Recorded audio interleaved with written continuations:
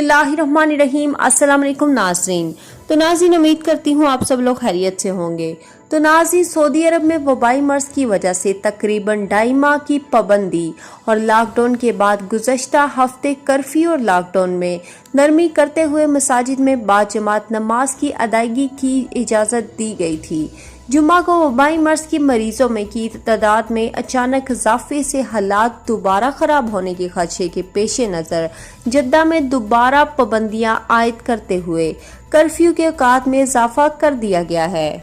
जद्दा शहर में दोबारा कर्फ्यू की पाबंदी के दौरान सिक्योरिटी एहलकार अपनी जिम्मेदारियों की अदायगी में मसरूफ हो गए हैं। वो शहराई जहां रात 8 बजे तक गाड़ियां नजर आती थी, दोपहर से ही सुनसान हो जाती हैं। मसाजिद से भी अजान के बाद मौज़नों ने घरों में नमाज अदा करके अल्फाज का इजाफा कर दिया है। सऊदी खबर रसा एजेंसी SPA ने जद्दा शहर के मुख्तलिफ इलाकों की तस्वीर कशी की है, जहां दोबारा कर्फ्यू के औकात में इजाफे के बाद एक बार फिर सड़कें और मार्केट सुनसान हो गई है। वाज़िया रहे कि जुम्मा की दोपहर वज़ारत दाखिला की जानिब से जारी अहकामात में कहा गया था कि वज़ारत सेहत की जानिब से कर्फ्यू की पाबंदियों में नरमी के साथ ही ये ऐलान भी किया गया था कि तमाम शहरों में हालात पर रोजाना की बुनियाद पर नजर रखी जाएगी। अगर जरूरी हुआ तो पाबंदी दोबारा भी नाफज की जा सकती है।